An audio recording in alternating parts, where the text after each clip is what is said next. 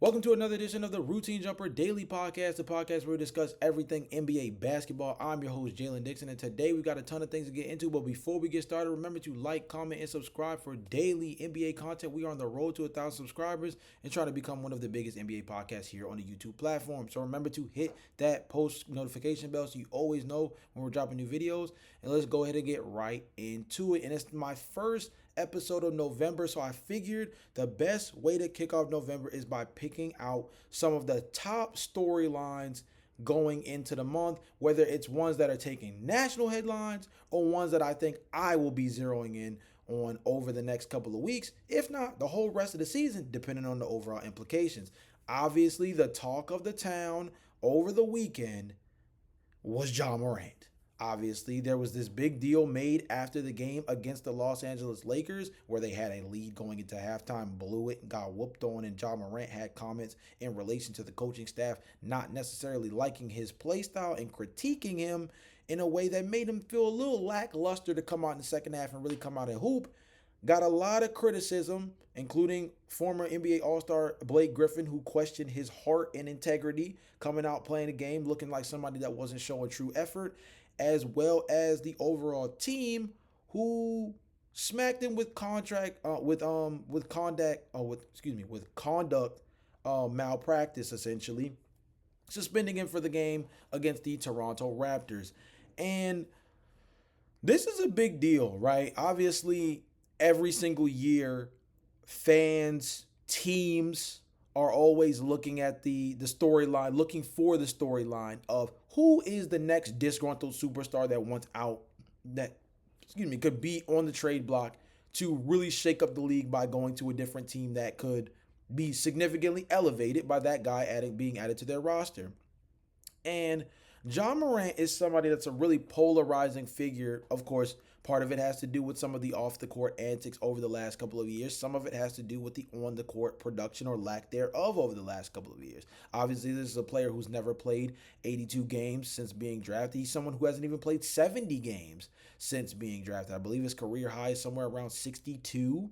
So, this is a guy who has consistently missed 15 or more games a year. He's someone that has a little bit of a checkered history as far as our conversations about him off the court. Although I would say some of it more harmless than others, still stuff that ended up costing him either time on the floor or costed him significant money due to it being something that was against NBA policy. So Ja Morant has a lot more of a clouded figurehead above him than he had earlier on in his career, where he was an NBA darling. A lot of people were big on the fact that his athleticism mirrored that of one of my favorite players, if not favorite player in the NBA in NBA history, Derrick Rose, and a guy who, with his play style, his flash ability as like a night to night ESPN top 10 highlight reel guy waiting to happen.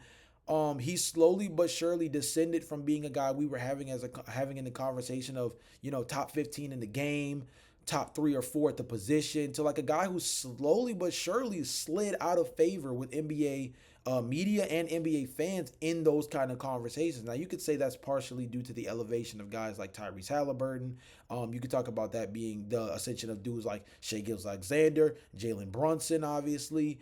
Cade Cunningham has emerged as a real guy at the point guard position, and you pair it with his size. He's a unique build for that position as well, which makes him kind of not an enigma necessarily, but somebody who gains a little bit more interest because of the fact that he's not your traditional point guard size. Luka Doncic fits the bill for this as well, right? So Ja Morant's kind of fell down the totem pole because of the "what have you done for me lately" proxy, in which Ja just kind of has not really been the dude that he's been in years past. And this season in particular, he's having a really rough year. Yeah, y'all see the graphics. We add new stuff to the pod now.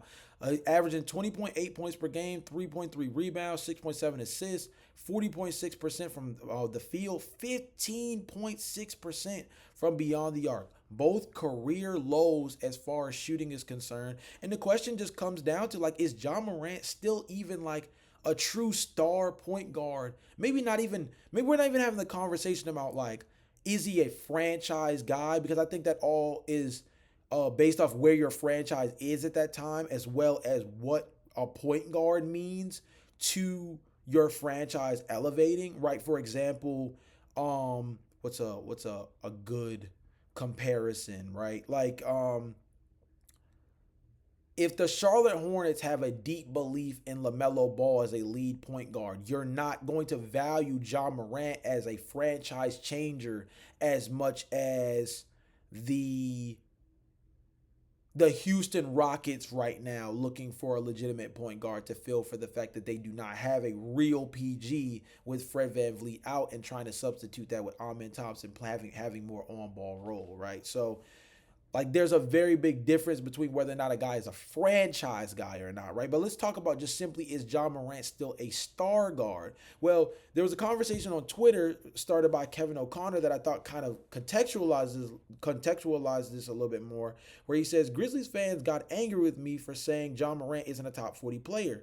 This is the type of stuff I'm talking about. On top of his shaky shooting, declining at rim finishing, inconsistent defense, lack of availability, and poor leadership, it's always the coach's fault, right? Then he has a follow up posting this chart essentially that shows the trend in his decrease in at rim frequency in terms of conversion rate season by season. Starting with his rookie season, he was 49% from at the rim, dropped down to 42 the next season, got up to 43 in 2022. Then in 2023 it was 40. 2024 was 39. Last season it was 33, and this season it's 28%.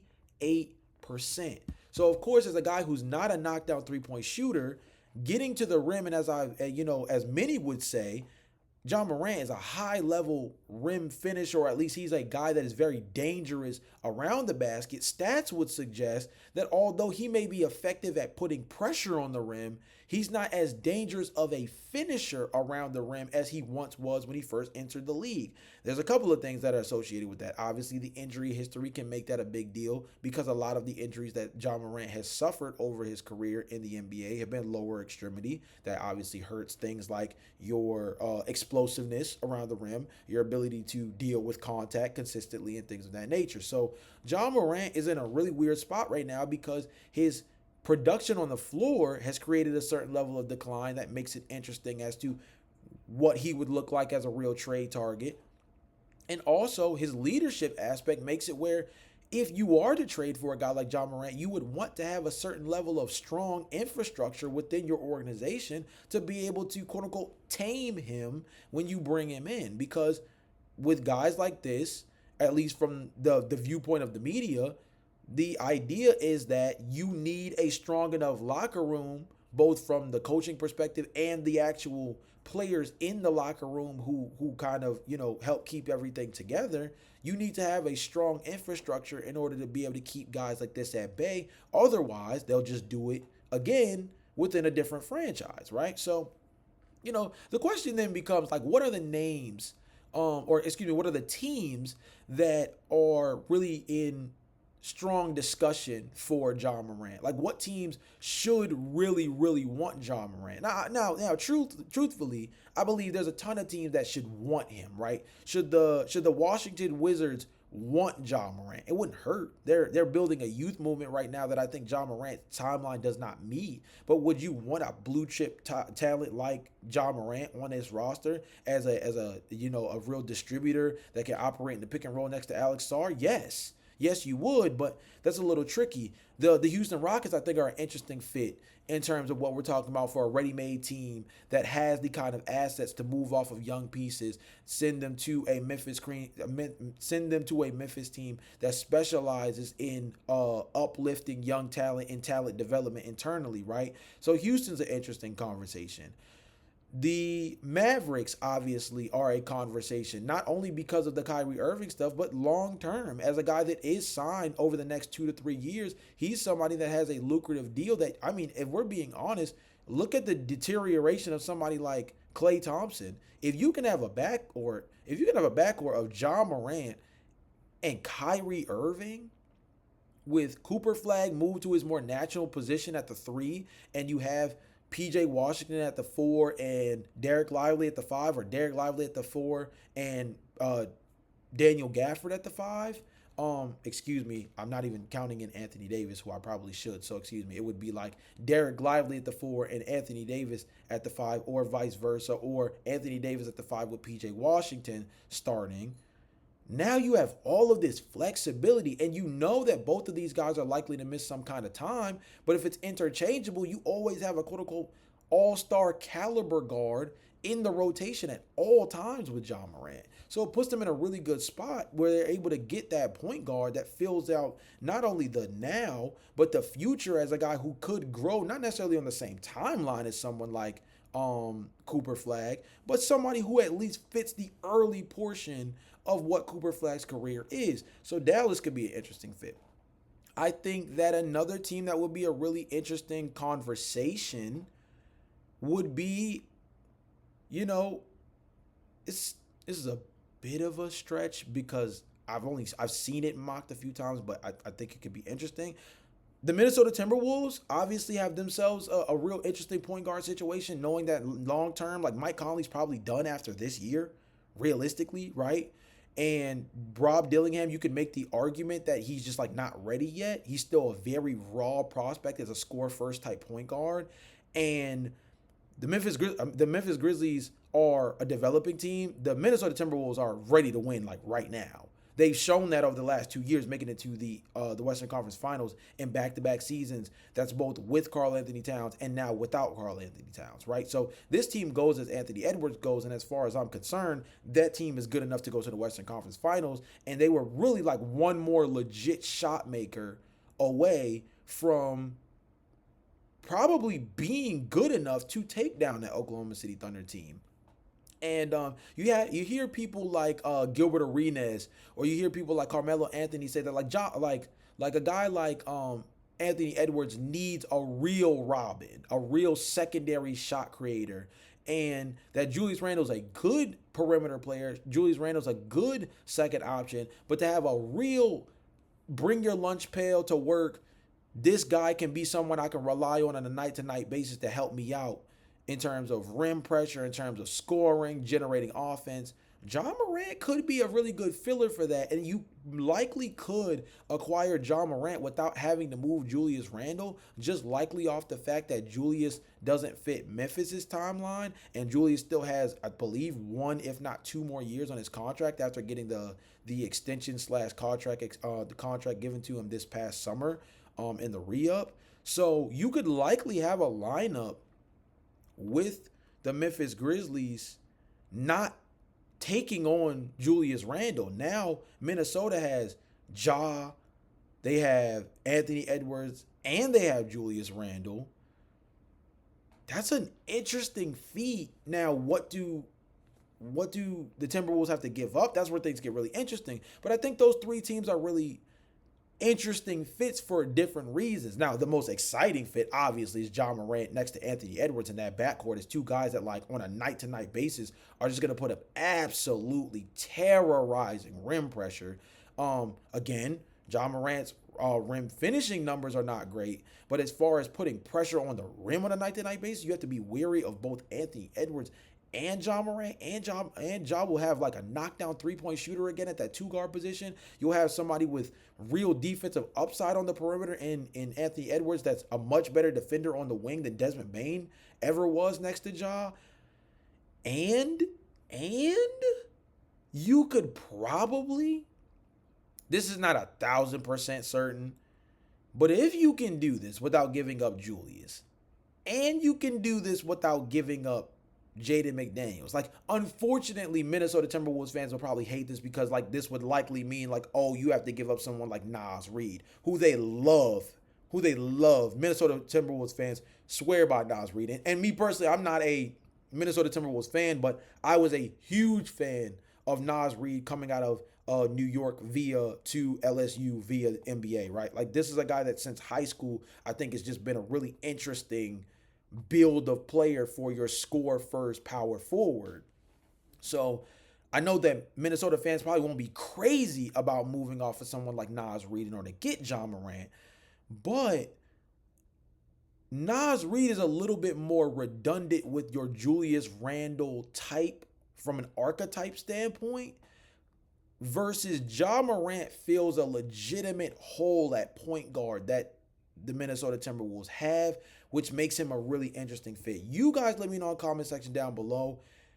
Which of those three teams do you think Ja Morant will be the best fit on if they were to call up with a decent package? Or is there a team that you think I didn't mention would actually be a better fit for Ja Morant if he truly hit the trade block? Because it sounds like, at least from what Shams Charania reported on ESPN, it sounds like a lot of teams are putting their ear to the ground and monitoring this Ja Morant situation, because typically when the disgruntled superstar storyline starts, it's a snowball effect that keeps rolling and rolling and typically doesn't make it through the entire season, especially when the type of noise that they have right now is starting so early, both in the season and in the new head coach's tenure. Because I mean, this coach has literally only been around for 6 games, like in terms of real regular season coaching. So, in the NBA, because he has a background in European coaching and one big overseas, but because it's so early in his tenure and it's so earlier in this season,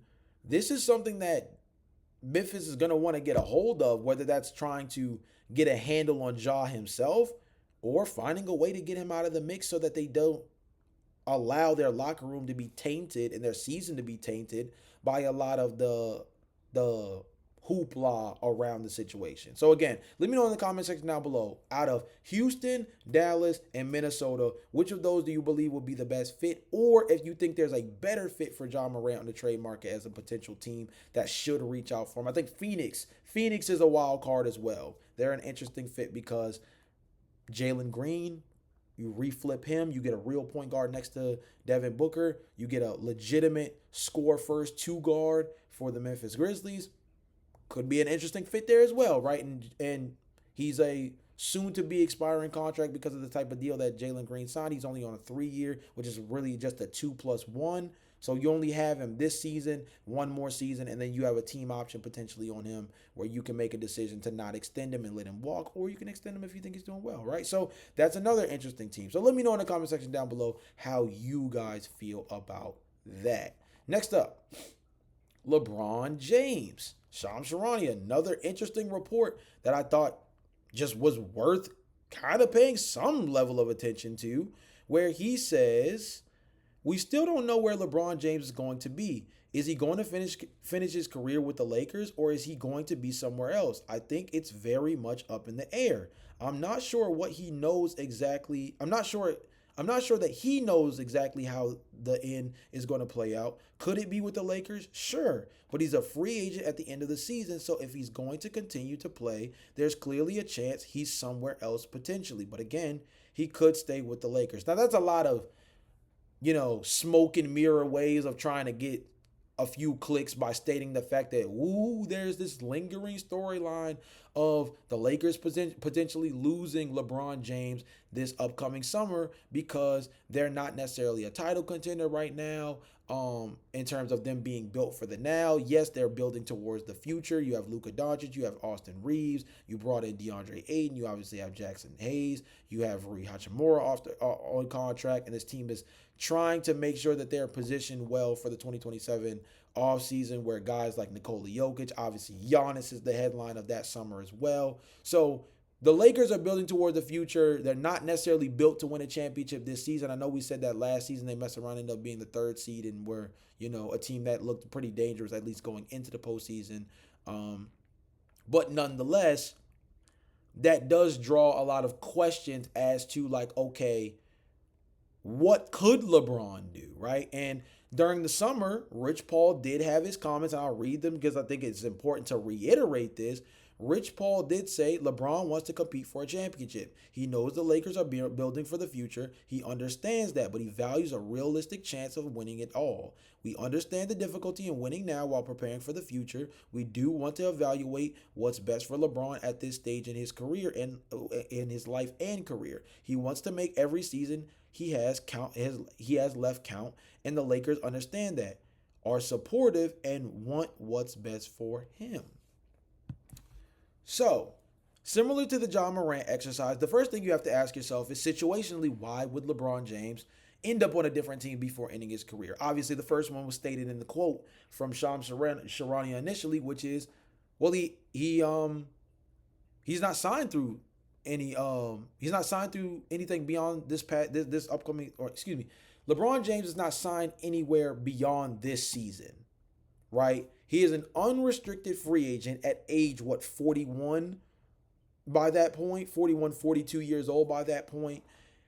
And he has the chance to kind of go wherever he wants to. And he can, by that age, he realistically can do so on, if he's willing, and this is always the question with LeBron James because it's been said in the past, if he's willing to take a pay cut / in his case at his advanced age, be signed to something like the obviously not the veteran minimum, even though I guess you could say logically he's quote unquote eligible for that, but with the amount of money he's made, I think he's actually not, because the veteran minimum is based off of certain percentage of the money made on the prior contract in terms of what's available. So I think LeBron has just made way too much money as a guy who's a deserving max player on a year-to-year basis.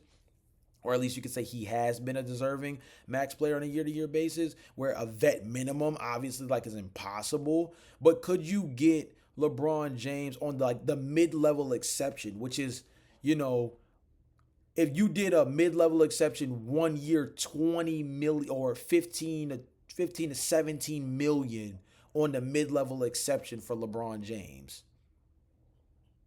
Interesting. Now, of course, let's go to the question of, all right, LeBron, let's say you don't finish your career with the Lakers. Who would you finish your career with? Well, we have to think about then what the criteria are, right? The easiest one is the one that Rich Paul states, which is he wants to be able to win and maximize the opportunity to win a championship every single season. What are the teams that fit the bill for him to be able to do that, also factoring in their contract situations and the ability to take in his money at the end of the season, if not maybe have the draft capital to trade for him in season, if that's the most viable way to actually bring him in without messing up their books too bad, right? Couple teams that are kind of interesting on that one. Obviously, the first team that comes to mind is returning back to Cleveland. The 3 spot has been the biggest hole for the Cleveland Cavaliers pretty much since LeBron left the second time to the Lakers, especially in this Donovan Mitchell, Darius Garland era where they've had Jared Allen and Evan Mobley, and this, 4 horseman group has just been looking for that 3-man who can, guard, knock down threes, and move the ball. And, they've tried that through Max Strus. They've tried that through acquiring DeAndre Hunter, right? But none of them would be as good from a passing perspective as LeBron James. And LeBron James is an improved three-point shooter. He was a knockdown three-point shooter on like 7-8 attempts last year when he shot 40% from beyond the arc, which is no easy feat, right? That's real elite level stuff to have that kind of volume and be hitting it from beyond the arc that high of a clip. Pair that with the fact that he obviously put so much pressure on the rim, and this is a guy who sleepwalks himself into 6+ assists per night. So obviously the first name that comes up is the Cleveland Cavaliers for all of the natural reasons. Retire at the place where you started your career, come home, finish your career in the place where it all started, both in terms of your career and your life as a hometown kid. Win another championship for Cleveland, prove once again to Dan Gilbert that you can't win a championship without me in your jersey. There's a lot of different things that can contribute to LeBron James wanting to do it that way. Another team that seems like it would be in the quote-unquote ready-to-win area, the question would just be about the financial aspect of it, is the Golden State Warriors. Obviously, there were a ton of different notes about this past Olympic team, and one of the biggest things that came up was the idea of LeBron James and Steph Curry playing next to each other on the same team. And the likelihood that Steph Curry and LeBron James would link up on a team like the Lakers, highly unlikely. The Golden State Warriors, on the other hand, is a lot more of a realistic play because Steph realistically isn't going anywhere, and LeBron has his contract set up to position himself to maybe be able to freely go to the Golden State Warriors on a reduced salary that allows him to fit into their numbers, or he could be a part of what essentially acts as a delayed sign-in trade, where maybe with the value that Jonathan Kuminga has built up through the beginning of the season, paired with the fact that he's making a little bit over 20 million on his new signed contract where he signed for the next 2 years, and it's really more of a 1+1. It allows the Lakers to either bring Jonathan Kuminga in with the intention of him being a long-term piece, or you can actually drop his contract and it be ahead of the 2027 offseason, or he becomes an unrestricted free agent going into the 2027 offseason, where it doesn't disrupt your plan to try to go after like a Giannis Antetokounmpo, that summer, right? So Jonathan Kuminga plus maybe a little bit more for LeBron James, it's something. I'm not saying that it's a great idea if they're the Golden State Warriors, but again, the situation with Golden State and Jonathan Kuminga is one that's so interesting because right now all the vibes are good, but again, once it comes time to come back to that negotiation table for another real long-term contract, which he can do as soon as this summer. Again, it's a 1+1 essentially in the format of this contract. He can basically come back this next summer and discuss a contract extension because although he'll be signed through next season, he will be eligible once again to negotiate trying to get another contract extension. Does Golden State want to go through that contract extension discussion again? Or do they want to just do something that kills two birds with one stone and get a win now ready player that can easily slide into the Golden State offense as a ball mover that LeBron James can be? I know LeBron tends to have more of a heliocentric vibe in the sense that he tends to need rosters that are built well around him. But in his advanced age, I think he's a guy that with the way he's able to shoot the three ball now can legitimately fit in a Golden State Warriors offense where they like to move the ball around a lot. You have another guy who can also put so much pressure on defenses with Steph Curry. You have a guy who draws fouls like crazy and is able to help in the half court, and Jimmy Butler, who's another really good ball mover. Defensively, you still have Trace Jackson Davis and Draymond Green on that team. I think Moses Moody is a good high-level IQ player. Maybe you have to give up Jonathan Kuminga in the trade, but if you're able to still hold on to Brandon Podziemski, that's huge. So then the Golden State Warriors are the next team. And then the third team after that, it becomes real wild cardy, right? Like like in the past, you've heard the Dallas Mavericks rekindling the team up between him and Kyrie Irving. And then you would also have, him also being able to play with Anthony Davis again. Do the Los Angeles Lakers really think they can get away with making another trade with the Dallas Mavericks? I beats me. I wouldn't do it if I were the Lakers. I wouldn't try your luck a second time because I think Dallas would honestly. I think Dallas would be foolish, to do that, and I don't even know what Dallas could give up. Houston, again, very interesting situation because they have the kind of young pieces across the board to be able to move. You can move someone like a Jabari Smith Jr. You could move someone like Atari Eason and Reed Shepard, and you can get LeBron James, who at age 42, in a sense, could kind of come in and be your point guard as somebody who is like a beefier Rajon Rondo with a better 3-point shot as far as his advanced age. Like he's not somebody that's you need on that team with KD and Alperen Sengun to be a 20-point per game scorer, right? He can be the when you have Amen Thompson, Kevin Durant, and Alperen Sengun, it is kind of like Rondo sitting next to Ray Allen, Paul Pierce, and Kevin Garnett in the sense of like, yo, you just gotta come in, do your job, get the big fellas the ball, and I mean, be an above average defender, or at least an average defender at best. Obviously, Rondo was a above average defender in his time with Boston. He could be that type. I'm not comparing LeBron James to Rajon Rondo, by the way. I'm just saying in terms of what his role could be for a team like the Rockets if he were on a team with Kevin Durant and a team like on a team with Kevin Durant, Amen Thompson, Alperen Sengun. I mean, that's a really good fit roster construction wise. So there's that. The New York Knicks, kind of nasty, But him, Jalen Brunson, you probably have to move off of one of either Mikal Bridges or OG Anunoby in that trade. I think the Lakers would probably rather have OG. I think the Knicks broke up the Villanova Knicks boys one chop already by moving on from Dante DiVincenzo. I don't know if they have the cojones to do that a second time and move off of Mikal Bridges.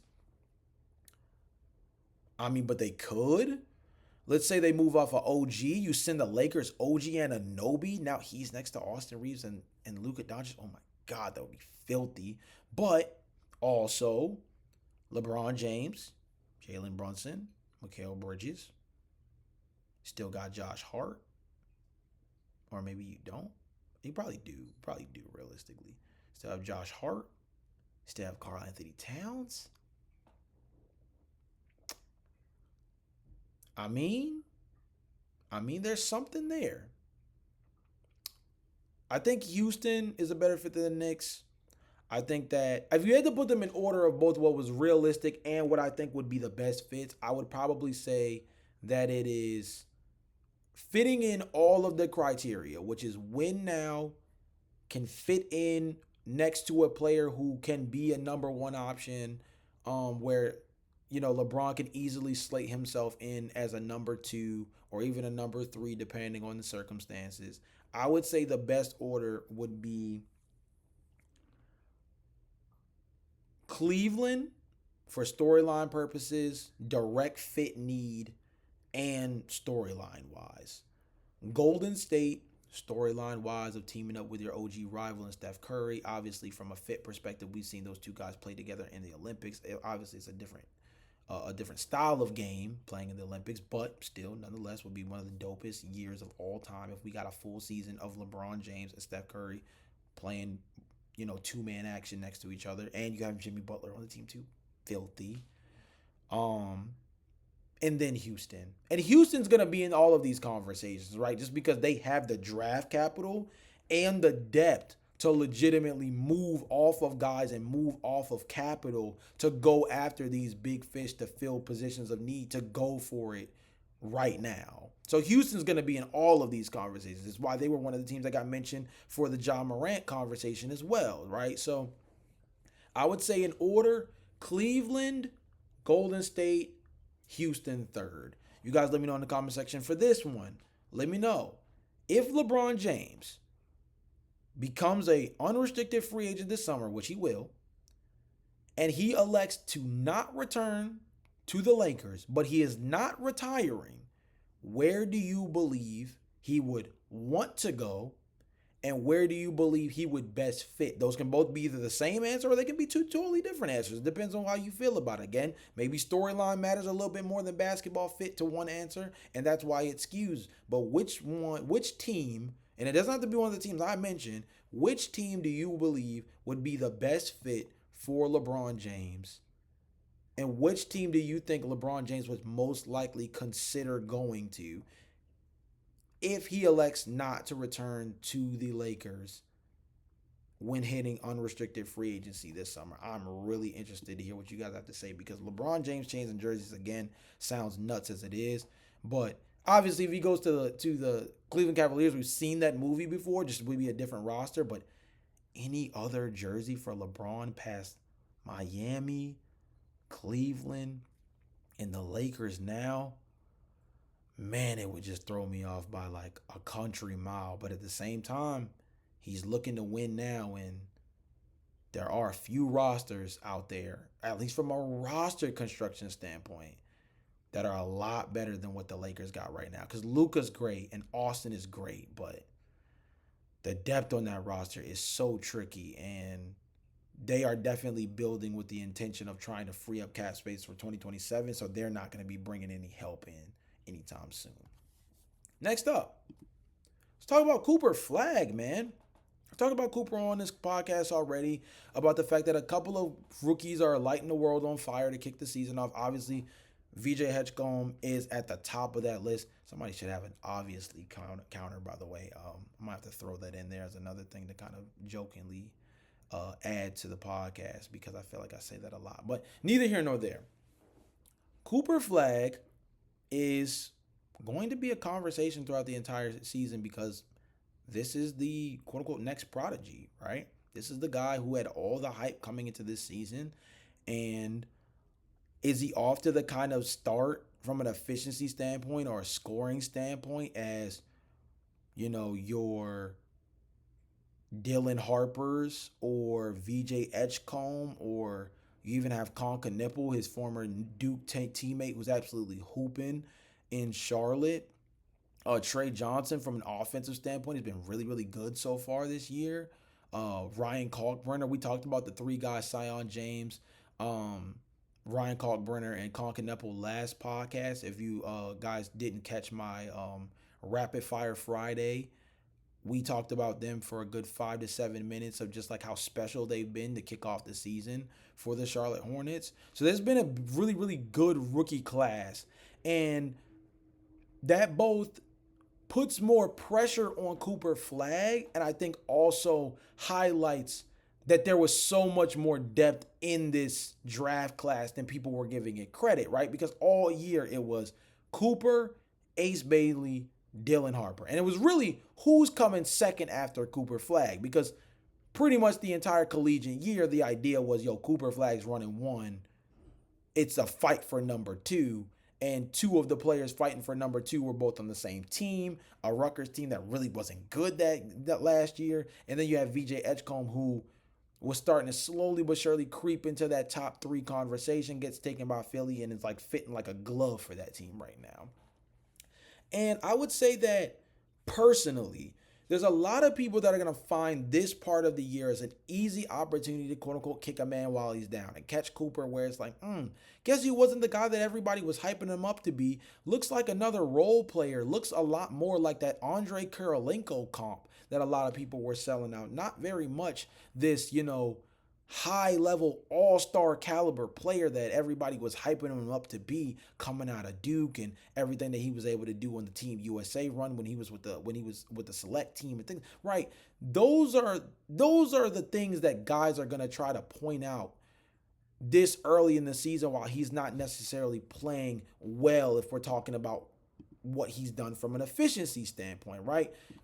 He's averaging 13.8 points per game, 6.5 rebounds, 3 assists, 37% from the field, 28.6% from three. But there's a couple of things that I think are a real caveat. And the first thing is that he's playing out of position. He's one of the only lottery picks. He may be one of the only picks in this draft class that's not playing in his natural position. Cooper Flagg, in 2K, he would be a small forward with the secondary position of a small ball power forward, right? That would be what the assignment would be. He's playing point guard for this team. He's playing point guard. Coming out of the draft, decision making with the basketball as an on-ball initiator was one of the biggest questions about Cooper Flagg, because he's never had the responsibility of having to be this on-ball generator. Everybody sees the clips of him killing it in transition and the mid-range fade jump shot, the mellow fader, right? And they think he's this on-ball heliocentric guy who is just creating offense in this crazy dominant way. No. Cooper Flagg has always won, dating back to his time playing in Maine, dating to his time playing with Montverde, Duke. He has always won playing off of energy and effort. He is the definition of bring your lunch pail to work. We gonna get busy. We gonna defensive rebound. We gonna offensive rebound. We crashing the glass, period, point blank.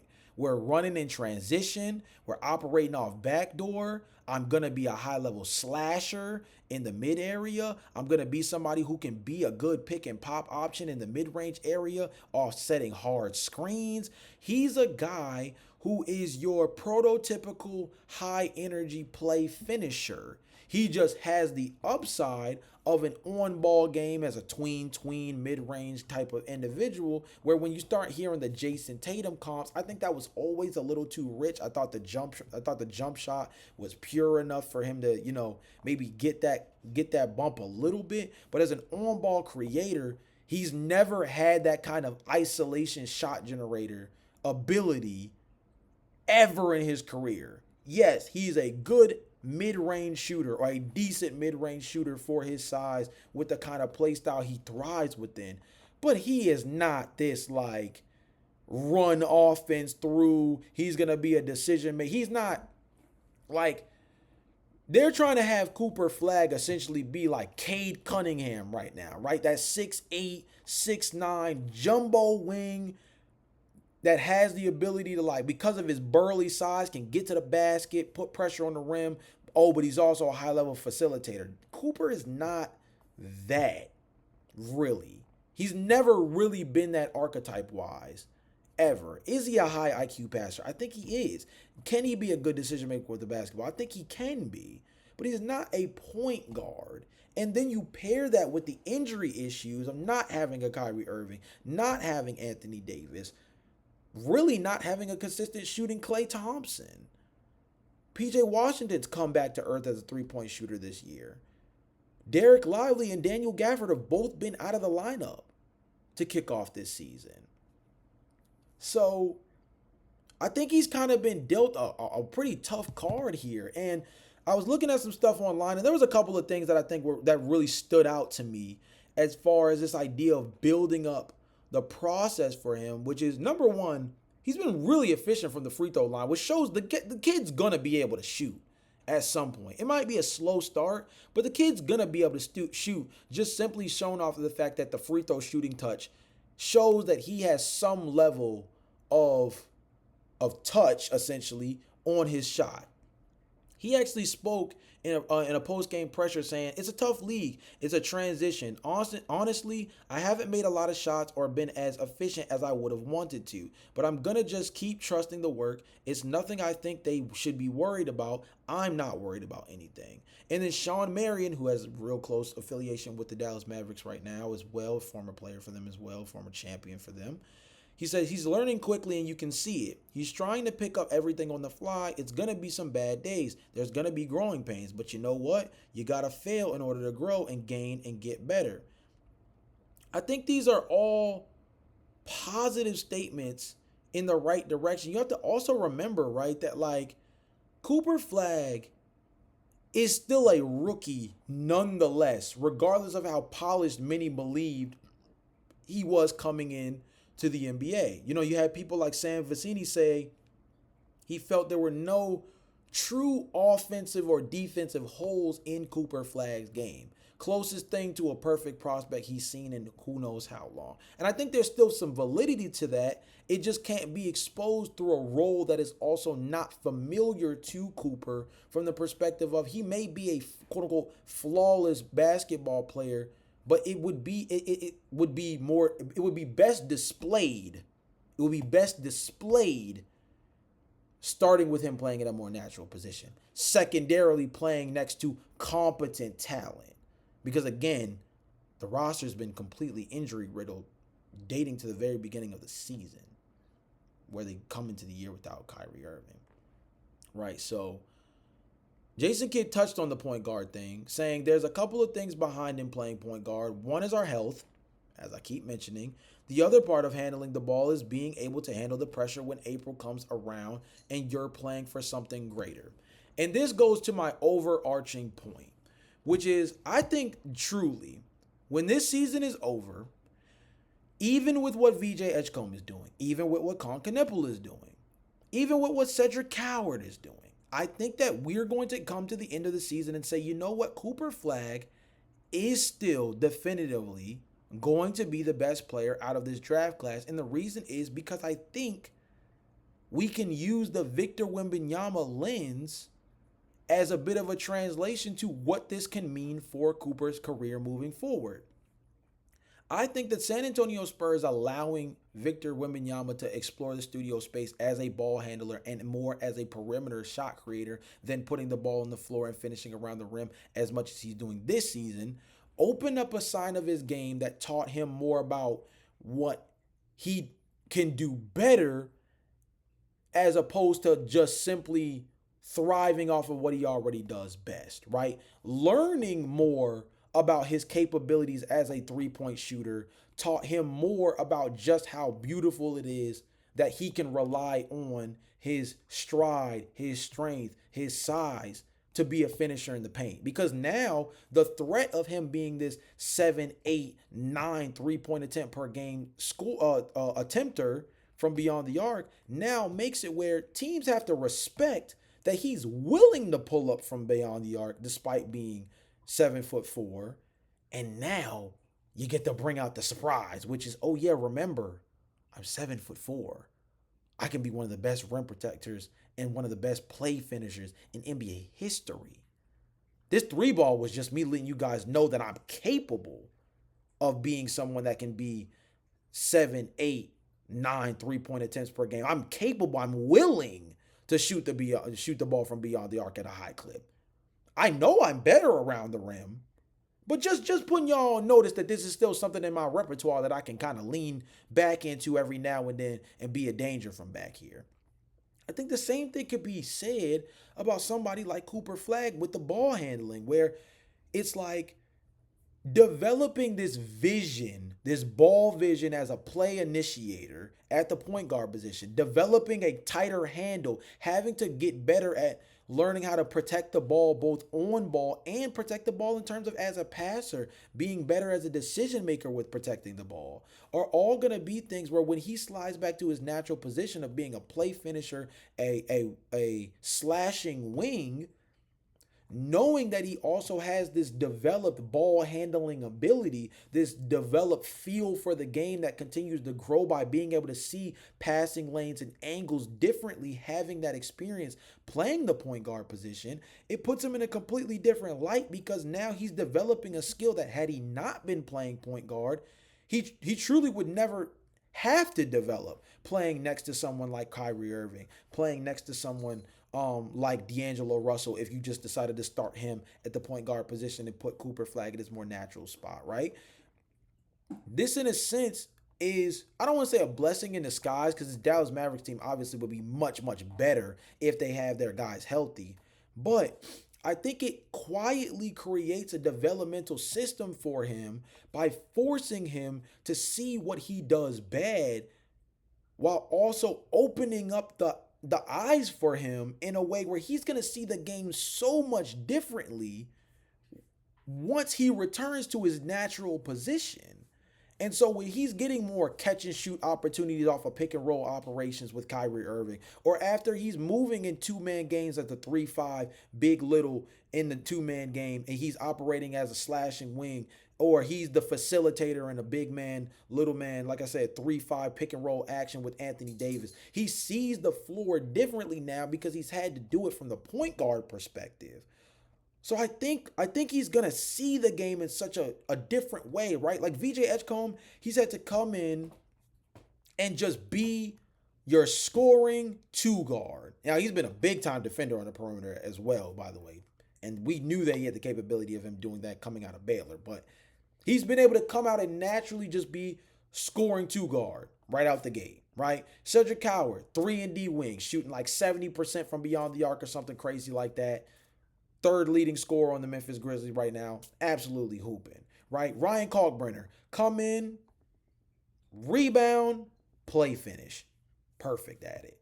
Colin Knueppel, tertiary ball handler, knockdown three-point shooter.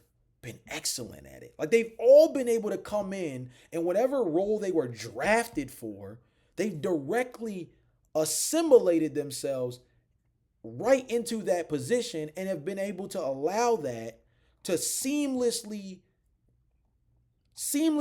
forge this start to their season where it's been a lot more effective and efficient. So I think that Cooper Flagg going through these growing pains, the more I watch the tape, the more I kind of sit down and hear the philosophy around it. I think it could quietly be a really great developmental tactic for him. Again, very similar to what the Spurs have done with Victor Wembanyama in terms of letting him explore the studio space. It teaches you more about like what you're quote unquote capable of, but also allows you to see the floor from a completely different perspective once we dumb things down. Once people had to start respecting Victor Wembanyama as a three-point shooter from the perspective of saying like, oh, he is dangerous enough in terms of pulling it up from beyond the arc. He wasn't hitting at a crazy clip. I think he was hitting like league average from three. Mind you, taking 8 to 9 3-point attempts per game. It's like, oh, okay, we have to respect him from back there because like he's willing to pull this up at a high clip. Then you dumb the game down, you know, this year, and it's like we're gonna put the ball on the floor a lot more often. We're gonna focus on drives. We're gonna focus on getting to the paint as much as humanly possible. And now, because you've put so much more emphasis on respecting him as a potential three-point threat, he's putting the ball on the floor, and you're like getting completely flabbergasted by the fact that, oh yeah, he is 7'4". He is going to be a crazy finisher around the rim. He just so happens to also be able to shoot the three ball. Cooper, I think, is going to be a guy who's a really high level finisher around the rim, but now he's going to see the floor so much differently where he's going to cut at different angles that are going to get him open at a different rate. He's going to operate in the pick and roll at such a much more efficient level when he gets guys like Derek Lively and Daniel Gafford and obviously Anthony Davis back healthy because he's had to see it from the point guard position. So when he works in that 3-5 pick and roll, he can operate with much better IQ, right? So these are really good reps for him overall, I think is what I'm trying to say. And I think that Cooper, man, Cooper is going to be fine. Anybody who's worried about Cooper Flagg right now, just either A, is not watching the games and focus strictly on 37.3% from the field and 28.6% from three. They're worried about the counting stats and the fact that he's not averaging 20 a game or 18 a game and, you know, dang near double-digit rebounds. Like, they're worried about the fact that his counting stats don't scream rookie of the year right now. But I'll read something that I read on Twitter from Clutch Points that I think is a really good like way to summarize this section of the pod, which is they say Cooper Flagg has been the number one option since day one for the Mavs. He wasn't supposed to carry a franchise yet. Factual. He was supposed to be the third option behind Kyrie Irving and Anthony Davis, more particularly the second option behind Anthony Davis. And then, of course, when Kyrie Irving comes back, he will be, you know, the third option behind that as well. Instead, Coop has had to run the show. Kai is rehabbing an ACL injury. AD went down in Game 5. Suddenly, the rookie everyone thought would ease into a role has become the Mavericks' main creator. He's handling the ball, making reads, defending, rebounding, and doing everything a franchise usually asks from a vet. Through his first 6 games, obviously I've read all of the stats. One thing that should be noted, 21 of 21 from the free throw line, 100% from the free throw line. He's taking on pressure that would crush most NBA players. Cooper Flagg has been thrown straight into the fire. And the scary part, he will only get better. I totally agree. A lot of the reason why people thought it was so unfair that the Mavericks got the number one pick after the Luka Doncic trade is because now they get the best player in the draft and he doesn't even have to be your number one option. That's usually what getting a high lottery pick turns into. Is he's a guy that ends up needing to be your first, at bare minimum, your second player within the first year or two of him being drafted. This was a very unique draft class because Dylan Harper doesn't necessarily need to be that either because Stephon Castle was so good last year. Obviously, De'Aaron Fox is on that team. When healthy, he's going to be their second best player. Wemby, by far, is not just the best player on their team. He's the best player in the league right now, it feels like. Same thing for VJ Edgecombe. Granted, he's on a pitch count right now in terms of what he, can do. But Joel Embiid is supposed to be the number one on this team. Paul George hasn't played a single game so far this season. He's supposed to be, at bare minimum, the number 3 on this team. With Tyrese Maxey being the number 2. Instead, Joel Embiid's played like 20 to 25 minutes a game so far this year. Tyrese Maxey has easily been their best player. Paul George hasn't played. And VJ Edgecombe has just been balling. And he's gotten a lot of that opportunity due to the fact that, Jared McCain's also started the year injured as well. But I think VJ is going to get crazy time even when Jared comes back. Colin Knippel, He doesn't have to be the second best player on this team. Brandon Miller went down to injury, but like the first two guys that come up the names, LaMelo Ball, Brandon Miller. They probably third. You can maybe say like Concanable, but like Miles Bridges is still on that team. So like I just named a handful of guys where like they were able to come into that tertiary role, but they fit exactly in with those guys because A, those guys have been healthy and available, and B, they've been positioned to be able to just step into that role without having to really take on any more extra burden for the most part. Like VJ might be the closest thing to that because of the fact that Jerry McCain's been out and Kyle Lowry is kind of like a shell of himself at that spot. But like Con, I mean, Ace hasn't really been great this year, but he also kind of started the year out sick, so he's kind of had his numbers skewed by the fact that he just hasn't been healthy to start the year off. Cooper's going to be fine. Cooper Flagg is going to be fine. On a scale of 1 to 10, what are your worry levels about Cooper Flagg being a rookie of the year caliber candidate this year? Mine's is at like a 2. Like a 2. And I might even be overshooting right now, to be honest. But you guys let me know in the comment section down below. Last but not least, there's not going to be a lot of people who talk about Cade Cunningham in the national media. They're not. It's okay. A lot of people are not going to talk about Cade Cunningham in the national media because at the end of the day, the Detroit Pistons are not like this, franchise that's going to be featured on podcasts that are not Detroit Pistons centric. They're not going to be featured on national television enough to get the kind of love that they should. And Cade Cunningham, he's been great. He's been great this year. Is he struggling to shoot this year? It's been a little rough, I will admit. He has struggled from an efficiency standpoint. But as a playmaker, Cade Cunningham is doing something really special right now. He is tied with LaMelo Ball for most assists per game this season. With 9.8. He is second in drive points per game with 12.3 behind Shai Gilgeous-Alexander, who is averaging 15.5. Mind you, he's averaging more drive points per game than Jalen Brunson. And he's tied for the third most drives per game with Trae Young with 17.1. Jalen Brunson has 17.8 drives per game. Shai Gilgeous-Alexander's at number 1 at 20.6. And Cade Cunningham is averaging 16.4 potential assists per game. That's behind only Devin Booker and Nikola Jokic. I mean, from a playmaking perspective, his ability to create for others and get to the rim, I mean, it's been special what he's been able to do as someone getting to the basket. And the part that sucks so much for him is he could actually be so much more lethal. A, if the efficiency from beyond the arc was ticked up a little bit more, because his on-ball usage is kind of insane this year, especially with like the whole Jaden Ivey thing kicking off the year. And the fact that they really do not have a secondary ball handler next to Cade Cunningham, like I would not be surprised if Cade Cunningham is somewhere up there in usage percentage. And maybe I can find this while we're talking about it.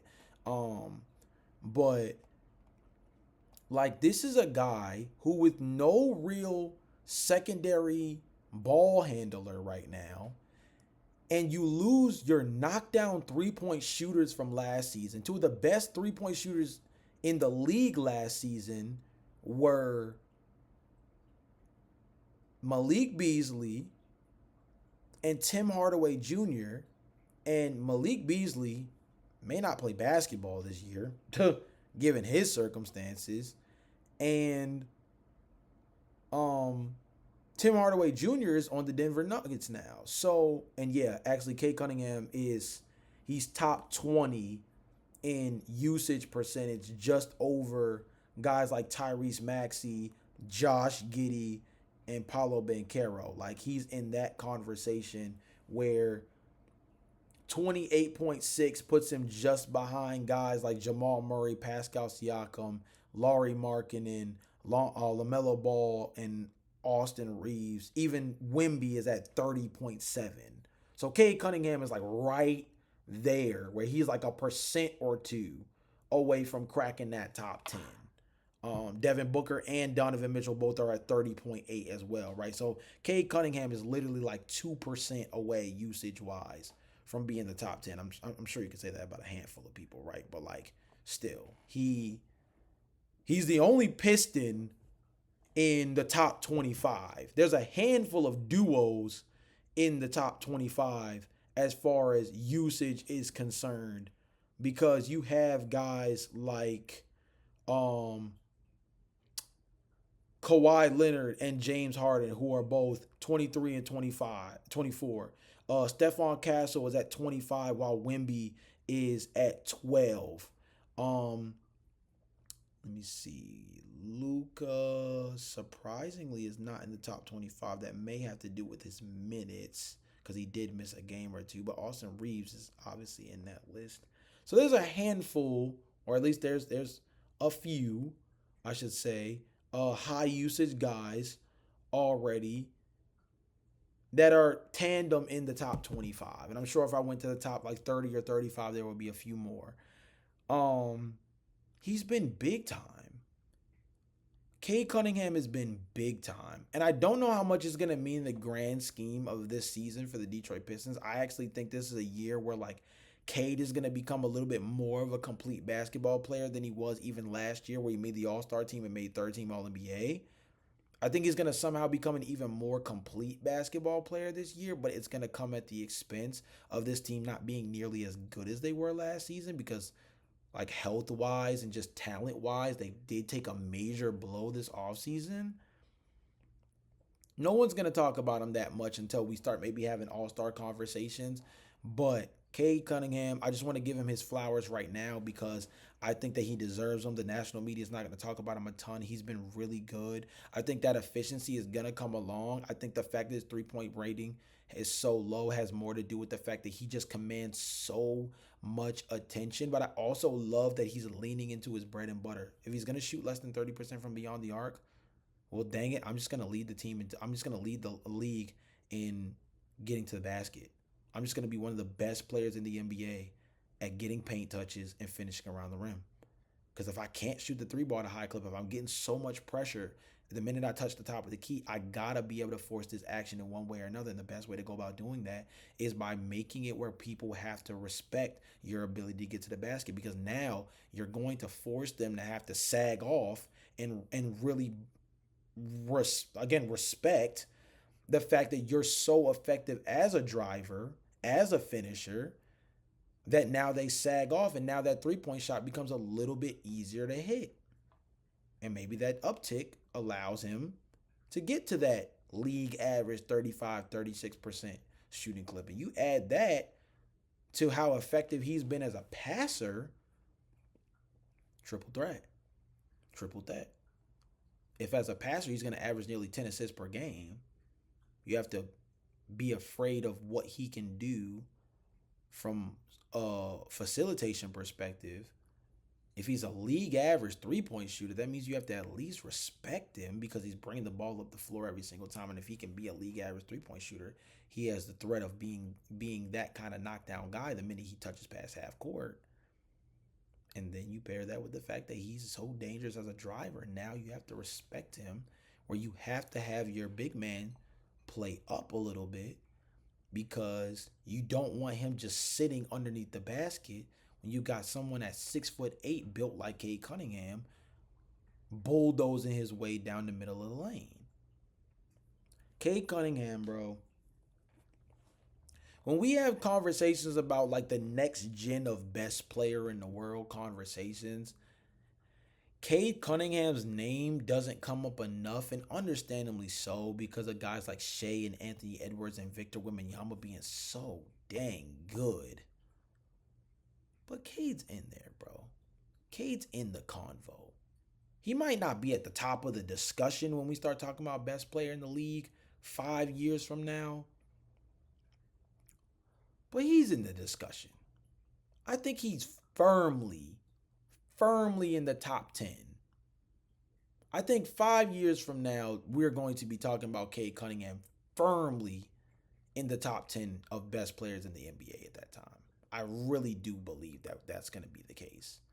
I think Cade Cunningham is going to be I think Cade Cunningham is going to be a really, really special player. And coming off of last All-Star season, the proof is in the pudding. He just needs competent play around him and real three-point shooting potential around him, and he can win with anybody.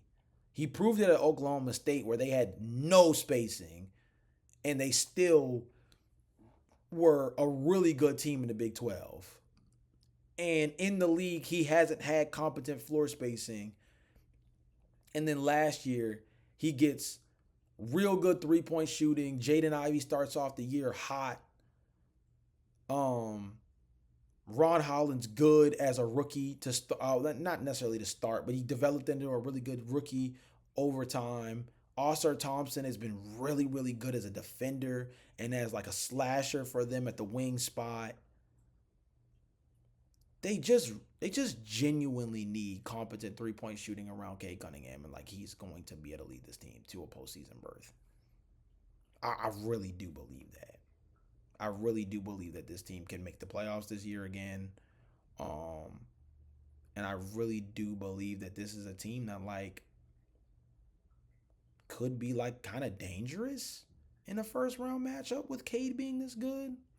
Again, it's going to matter a lot what they're able to put around him from a shooting perspective, because that's the biggest difference maker from last season to this season is you had two guys who were shooting 37+% and around 40+% in the catch and shoot area. You don't really have that right now. You have Duncan Robinson, who you acquired in that Simone Fantacchio trade, but that's kind of it. And Simone Fantacchio also is really good for the Miami Heat right now. I think the Pistons are going to regret trading him. Only time will tell. Right now, time is saying that Simone Fantacchio would be a really big help for the Detroit Pistons.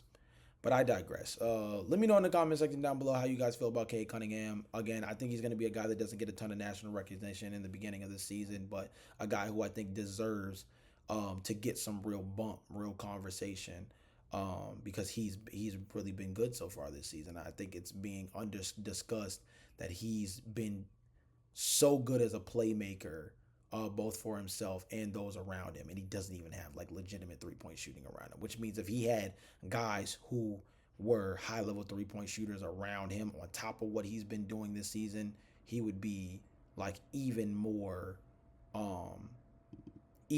dangerous as a playmaker, because he would have that backdrop of like a handful of knockdown players who could make it even easier in the half court, make it even easier in transition.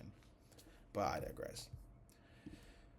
This has been another edition of the Routine Jumper Podcast. Thank you guys for watching. Thank you guys for listening. Remember to like, comment, subscribe for more NBA content. Starting this week, I'll be doing some other things, adding short form content, doing stuff like player props for FanDuel, doing a few things involving reaction content to articles and other YouTubers' videos, interesting, breakdowns on players and teams that I think would be an interesting learning experience for us to sit down and really break down and talk through together in the comment section. So a lot of different versions of content beyond just the Routine Jumper Daily Podcast coming out starting this week. So stay tuned for that.